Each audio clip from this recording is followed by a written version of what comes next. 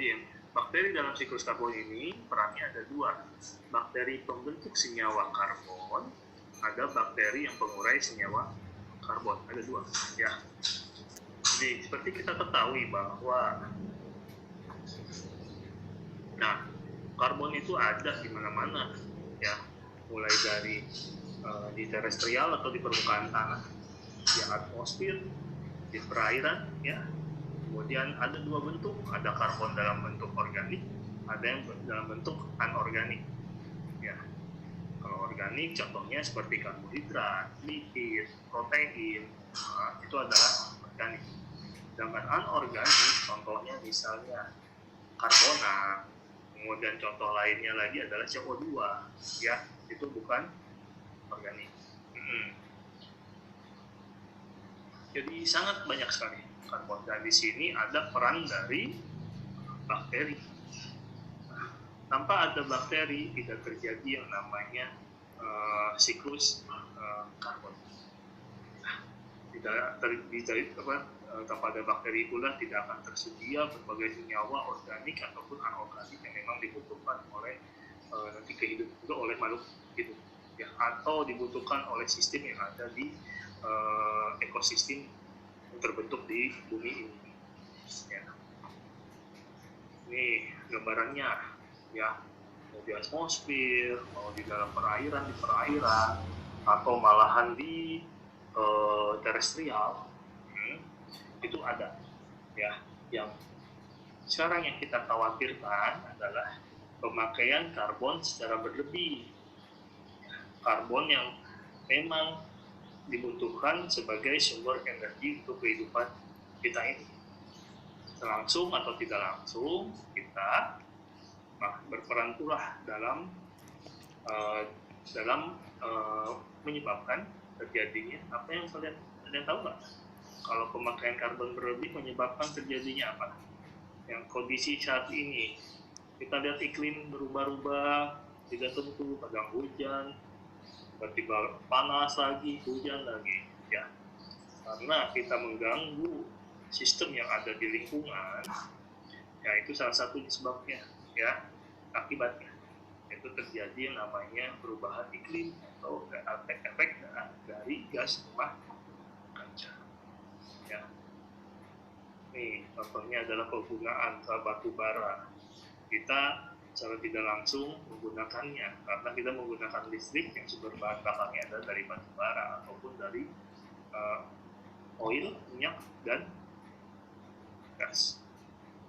Nah, baik di atmosfer maupun di dalam perairan maupun di dalam di terestrial permukaannya ataupun di dalam perutnya bumi, banyak sekali peran mikroba, ya. Tanpa ada mikroba namanya batu bara, minyak atau gas tidak akan bisa terbentuk, ya. Bisa terbentuk ya secara fisik atau secara kimia, tapi ada peran besar sekali dari mikroba-mikroba ini. Salah satu contoh dari peran mikroba yang dalam siklus karbon. Ini siklus karbon, makanya dari saya tanyakan, ya, ada hubungannya. Yang pertama adalah dengan fotosintesis, yang kita ceritakan bahwa bakteri fotosintesis ini yang berperan pula sebagai dalam siklus atau carbon cycle atau siklus karbon, ya. Di sini kita lihat fotosintesis kita mulai. Fotosintesis berarti menggunakan senyawa anorganik, itu CO2 diubah melalui proses fotosintesis yang kalian sudah kirimkan ke saya tuh tugasnya, kemudian dirubah menjadi senyawa karbon. Karbonnya itu bisa dalam bentuk makhluk hidup seperti kita nih, ya, kemudian tanaman ataupun hewan, ya. Seperti makhluk hidup ini seperti hewan ataupun manusia, ya, menghasilkan CO2 lagi, balik lagi ke tanaman, ya. Di sisi lain lagi ternyata ada aktivitas yang tidak alami.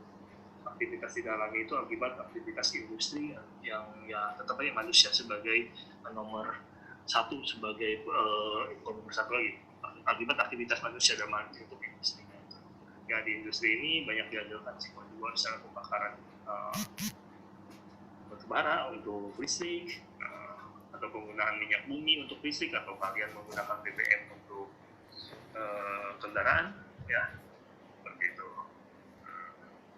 Jadi kita akan lihat peran mikrobiota di bagian mana saja, yang mulai dari fotosintesisnya, mulai dari di dalam, bisa di dalam tanaman atau di dalam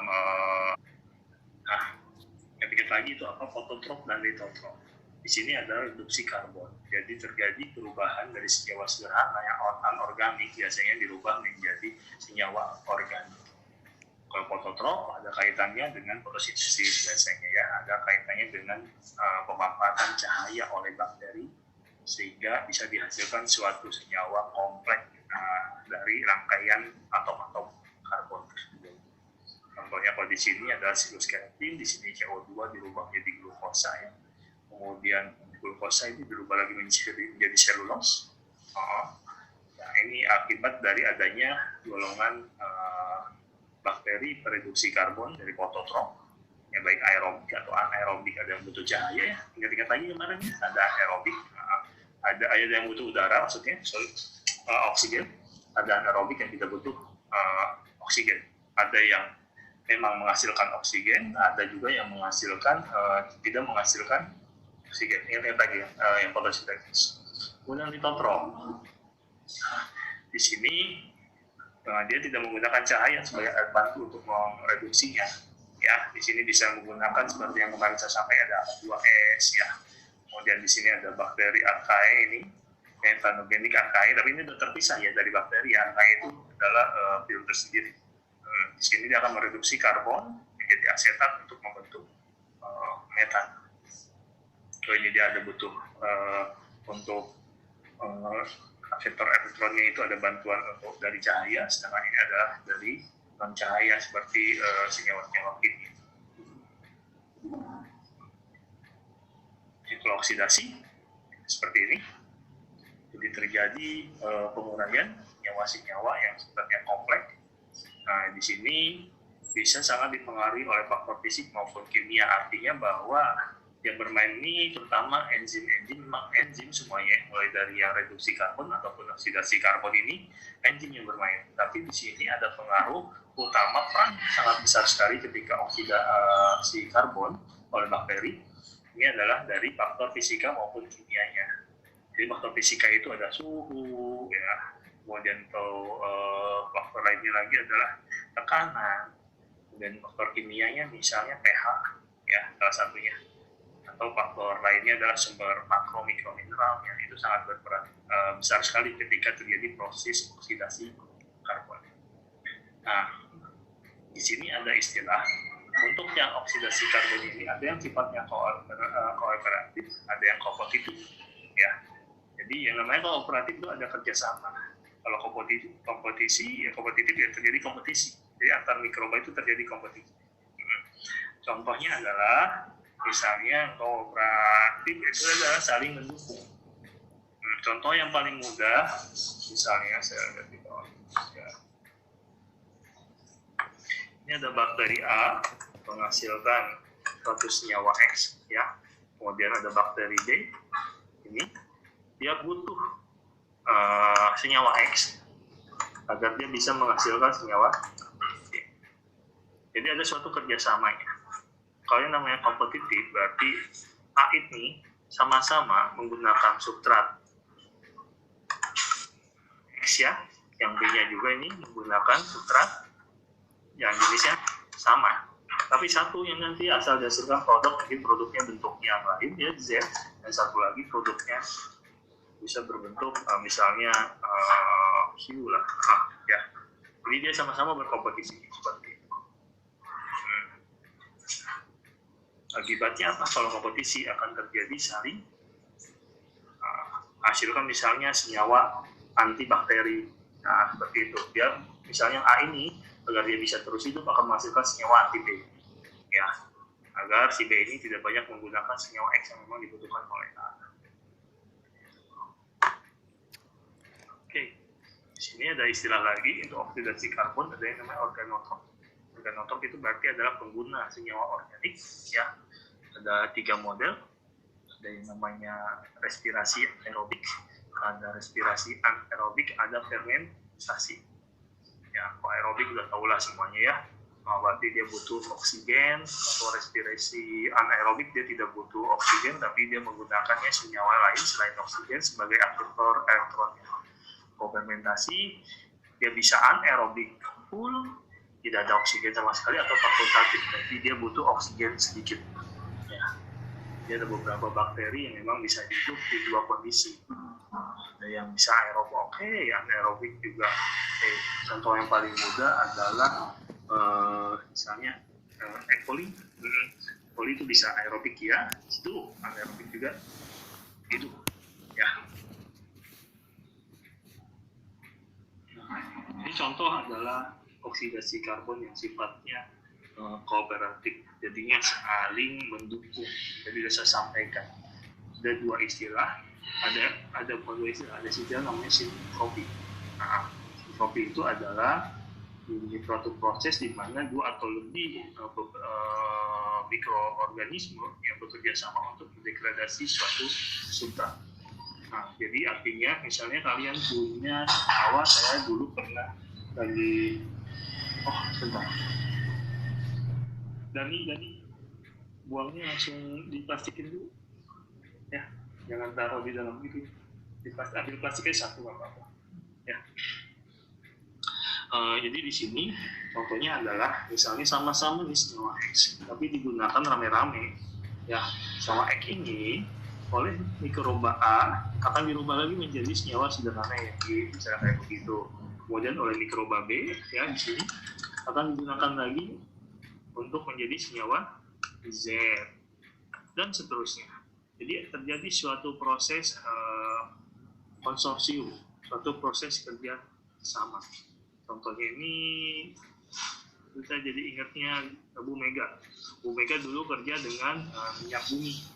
Dia menggunakan minyak bumi itu senyawa yang sangat kompleks sekali. Ya, ternyata ketika pakai mikroba A itu yang dihasilkan ya hanya produknya yang beda aja. Nah, Bu Mega itu ternyata pengen senyawa yang menjadi senyawa yang sifatnya alkana tapi rantai pendek. Kalau alkana rantai pendek berarti dia bisa langsung digunakan sebagai bahan bakar. Jadi tambahkan lagi antara bakteri B, dia bisa diurai lagi menjadi senyawa lebih pendek.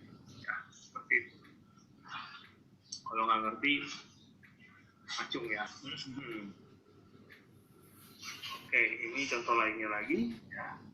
Etanol fermentasi, kemudian ada metanogenesis, kemudian ada pula di sini adalah fermentasi oksidasi nih, etanol menjadi asetat. Ya, etanolnya kemudian dirubah menjadi asetat, tapi dihasilkan pula gas metana sebagai hasil sampingnya. Jadi dalam produksi etanol di sini terjadi yang namanya kerjasama. Jadi tidak bisa kalau ingin menghasilkan suatu produk yang lebih besar, lebih banyak lagi, sedangkan sumber senyawa substrat yang kita gunakan adalah senyawa kompleks, ya itu kita butuh minimal 2 mikroba yang kita gunakan. Ya. Contoh yang paling mudah adalah ketika kita memproduksi alkohol. Kalau memang senyawa itu glukosanya akan langsung dirubah menjadi alkohol. Tapi kalau senyawa yang berupa selulos itu kan terdiri dari glukosa ya. Selulos dia butuh 2 mikroba, satu mikroba yang mengurai selulos menjadi glukosa, satu yang lagi adalah glukosa mikroba atau bakteri yang mengubah glukosa menjadi etanol. Oke.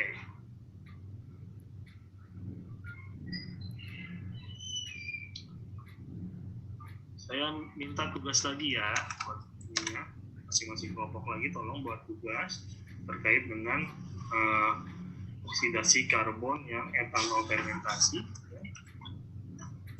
fermentasi etanol. Ini kelompoknya ada 5 kan ya?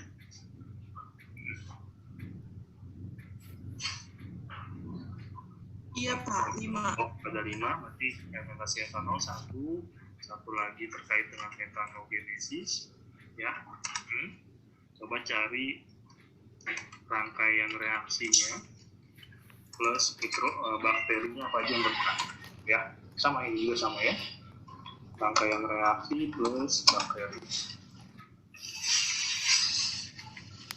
Kemudian satu lagi yang kelompok 1, 2, 3 ini kelompok 3-nya nanti kita cari lagi. Ini untuk kelompok 1 dan 2 dulu. Ya. Jadi proses yang terjadi di dalam suatu fermentasi etanol bila berlanjut terus ya, di dalamnya melibatkan beberapa bakteri penghasil etanol, bakteri penghasil asetat, juga ada bakteri penghasil metana. Jadi yang pertama ini etanol ini dia akan merubah senyawa karbohidrat ya. Contohnya adalah 2CH3O ya. Misalnya contoh ini senyawa apa ya? 1, 2, 3 CH3 CH2 ini menjadi 2 asam asetat. Pokoknya ini sebenarnya awalnya dari glukosa, kemudian dirubah menjadi 2 asam asetat. Ya, di sini H2-nya kemudian dipakai untuk reaksi dengan CO2. Nah, CO2 ini yang akan dirubah menjadi CH4. Di satu sisi ternyata asetat ini bila digabung dengan CO2 lagi akan terjadi proses pembentukan pula gas metan. Jadi kalau 1 ditambah 2 ini ada dua populasi bakteri yang berbeda, satu fermentasi etanol, satu lagi metanogenesis, maka akan terjadi proses seperti ini. Ya, satu tetap dihasilkannya asetat, ya, sisi lagi akan dihasilkan juga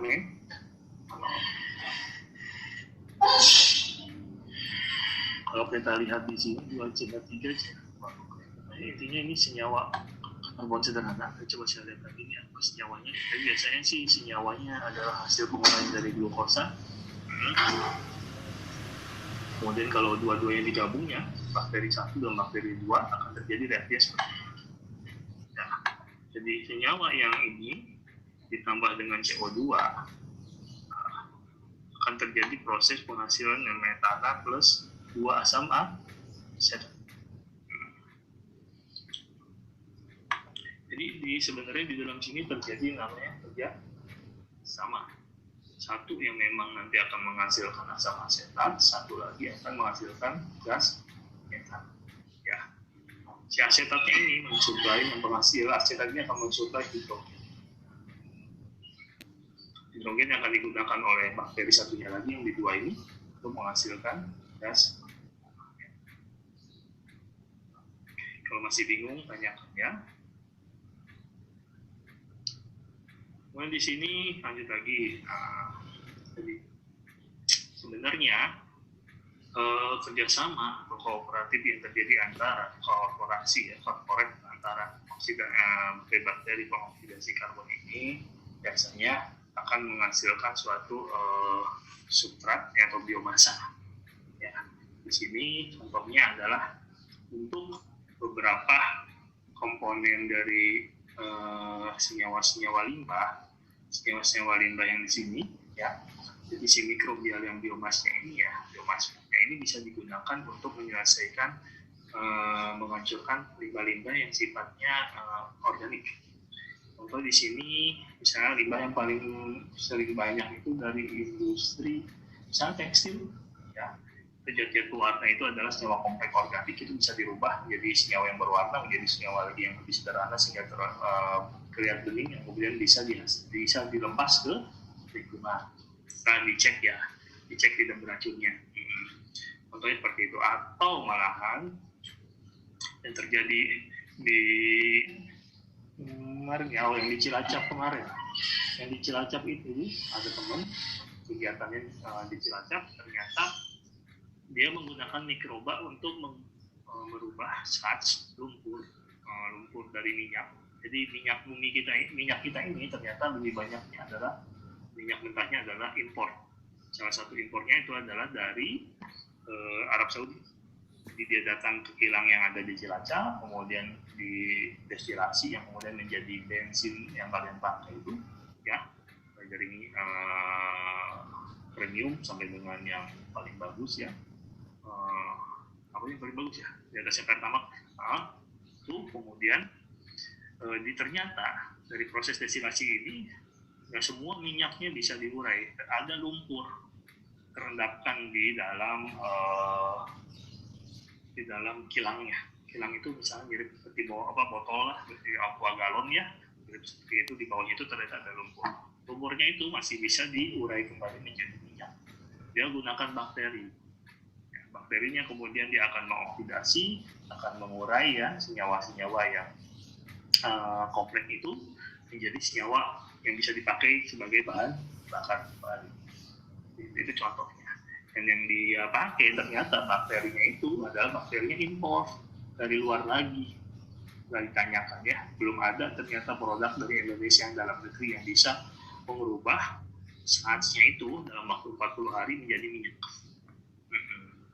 Itu tantangannya. Dan juga kurang tahu kenapa yang produk-produk Indonesia kok belum banyak digunakan, karena kalau saya lihat di jurnal-jurnal banyak sekali produk dari teman-teman peneliti yang ada di Indonesia ini yang masukkan bakteri-bakteri yang bisa merubah semua kompleks menjadi minyak. Itu contohnya. Jadi ini contoh lainnya yang disampaikan oleh Bu Mega ini adalah terkait dengan senyawa batubara. Selain ada peran daripada fungi, ya, batubara itu senyawa kompleksnya berasal dari tanaman atau tumbuhan. Ada pula peran bakteri yang mengubah tanaman yang kalian lihat kalau kalian tebang pohonnya, batang kayu berubah menjadi gelap, menjadi arang. Itu salah satu perannya adalah dari bakteri yang kerjasama pula dengan jamur. Ya.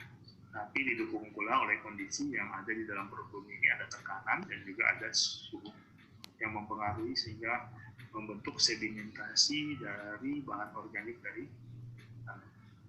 Ya. Tadi ketika yang di atas yang pertama kita cerita tentang lumpur, ya, lumpur yang memang mengandung banyak karbon, yang di bawah lagi adalah batu bara sebagai contohnya. Ada orang Kalimantan nggak di sini? Ada orang Sumatera? Ada orang Lampung, Pak. Orang Lampung. Pernah lihat tambang batu bara nggak? Dekat rumah saya, Pak. Ada. Ya, pernah ngelihat lapisan-lapisannya dia dalamnya berapa? Ada batu bara permukaan, namanya ada batu bara di dalam batu bara dalam ya. Kalau permukaan itu biasanya hanya 20 meter atau 30 meter. Ketika digali udah ketemu tuh lapisannya, lapisan hitam batu bara. Kalau dalam lagi yang dalam banget itu, ya, seperti di mana Muara Enim yang di daerah Sumatera Selatan yang paling bagus sama dia. Kalau kalian lihat itu dalamnya bisa sampai berapa ratus meter. Dia gali lubang terus, gali lubang dalam. Yang lama-lama habis, kemudian mereka kebingungan. Kalau udah lubangnya dalamnya jadi kayak kolam gitu, mau dijadiin apa itu? Buat gali apa? Buat timbun lagi dari mana itu? Kan harusnya ditimbun tuh hasil galiannya yang tidak terpakai. Nah, tapi akhirnya mau jadiin solusinya karena yang pemerintah itu lubang dari galian batu bara itu akan dijadikan danau buatan, tapi kedalamannya luar biasa ya, sampai 200 meter bawah, luar biasa, 200 meter danau. Nah, jadi ada suatu hal yang menguntungkan akibat dari peran dari bakteri dalam siklus karbon atau bakteri karbon ini, itu bisa membuat senyawa-senyawa yang bisa kita pakai sebagai energi.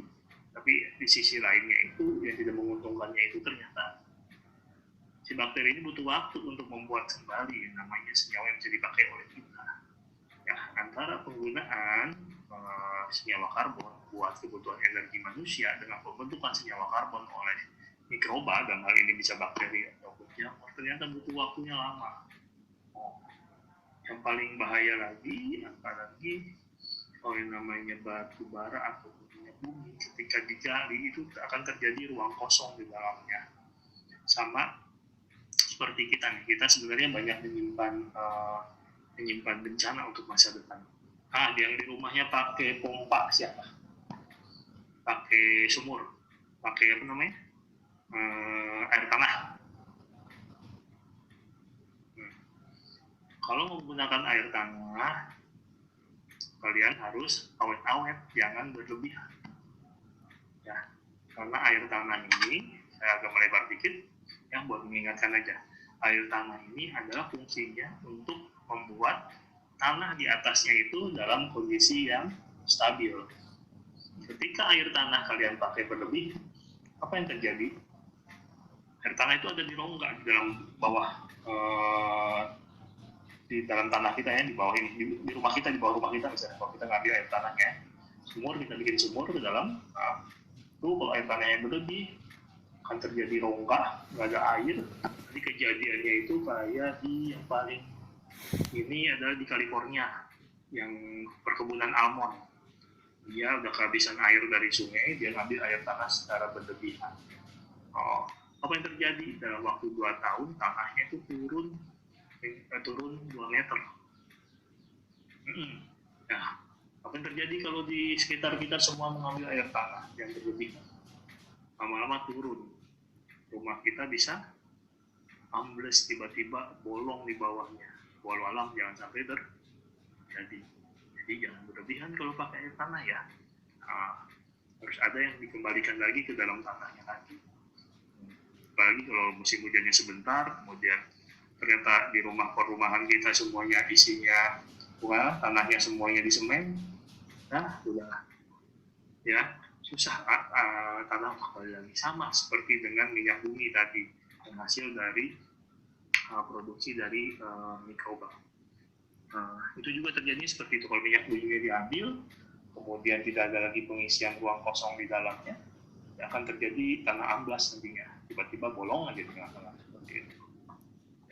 Kemudian yang lainnya lagi di sini adalah tadi sudah saya sampaikan ya, di sini banyaknya terjadi dampak dari karbon, terjadi namanya pembakaran karbon. Ya saya sih bahwa pembakaran karbon ini ada hubungannya dengan aktivitas manusia, tapi ternyata pembakaran karbon pun bukan hanya dilakukan oleh manusia, oleh bakteri pun terjadi.